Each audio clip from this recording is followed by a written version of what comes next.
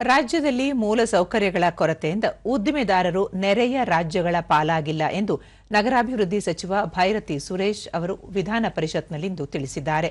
ಪ್ರಶ್ನೋತ್ತರ ವೇಳೆಯಲ್ಲಿ ಬಿಜೆಪಿಯ ರವಿಕುಮಾರ್ ಅವರ ಪ್ರಶ್ನೆಗೆ ಬೃಹತ್ ಮತ್ತು ಮಧ್ಯಮ ಕೈಗಾರಿಕಾ ಸಚಿವರ ಪರವಾಗಿ ಉತ್ತರ ನೀಡಿದ ಸಚಿವರು, ಬಿಡದಿಯಲ್ಲಿ ಏಷ್ಯಾದಲ್ಲೇ ಅತಿದೊಡ್ಡ ಟೊಯೋಟಾ ಘಟಕ ಇರುವುದರಿಂದ ವ್ಯವಹಾರದ ಕಾರಣದಿಂದ ಟೊಯೋಟಾ ಮತ್ತೊಂದು ಘಟಕವನ್ನು ಮಹಾರಾಷ್ಟ್ರದಲ್ಲಿ ತೆರೆಯುತ್ತಿದೆ. ಇದಕ್ಕೆ ಮೂಲಭೂತ ಸೌಕರ್ಯಗಳ ಕೊರತೆ ಕಾರಣವಲ್ಲ ಎಂದು ಸ್ಪಷ್ಟಪಡಿಸಿದ್ದಾರೆ. ಕರ್ನಾಟಕ ಕೈಗಾರಿಕಾ ಪ್ರದೇಶಾಭಿವೃದ್ಧಿ ಮಂಡಳಿಯಿಂದ ರಾಜ್ಯದ ಕೈಗಾರಿಕಾ ಮೂಲಸೌಕರ್ಯಗಳನ್ನು ಅಭಿವೃದ್ಧಿಪಡಿಸಲು ಅಗತ್ಯ ಕ್ರಮಗಳನ್ನು ಕೈಗೊಳ್ಳಲಾಗುತ್ತಿದೆ.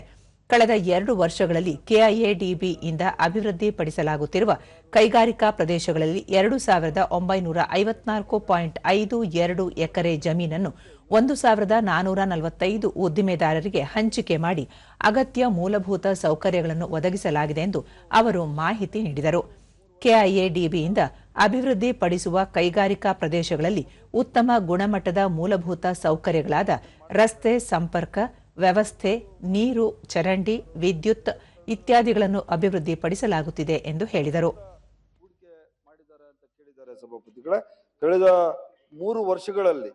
ಕಳೆದ 3 ವರ್ಷಗಳಲ್ಲಿ ರಾಜ್ಯ ಉನ್ನತ ಮಟ್ಟದ ಒಪ್ಪಿಗೆ ನೀಡಿಕೆ ಸಮಿತಿ ಹಾಗೂ ರಾಜ್ಯ ಮಟ್ಟದ ಏಕಗವಾಕ್ಷಿ ಅನುಮೋದನಾ ಸಮಿತಿ ಸಭೆಗಳಲ್ಲಿ 2028ರ ಯೋಜನೆಗಳಿಗೆ ಅನುಮೋದನೆ ನೀಡಲಾಗಿದೆ ಎಂದು ಹೇಳಿದರು.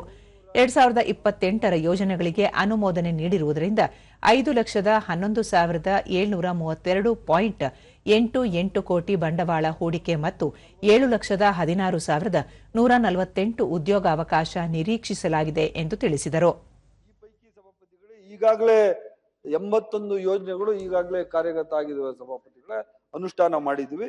ಇದರಲ್ಲಿ ಸುಮಾರು 1,06,225 ಜನಕ್ಕೆ ಕೆಲಸಗಳು ಕೊಟ್ಟಿದ್ದಾವೆ ಸಭಾಪತಿಗಳೇ. ಮತ್ತೆ ಆಲ್ರೆಡಿ 69,564 ಕೋಟಿ ರೂಪಾಯಿಗಳು ಬಂಡವಾಳ ಈಗಾಗಲೇ ನಮ್ಗೆ ಹೂಡಿಕೆ ಆಗಿದೆ ಸಭಾಪತಿಗಳು ಈ 3 ವರ್ಷದಲ್ಲಿ ನಮ್ಮ ರಾಜ್ಯದಲ್ಲಿ.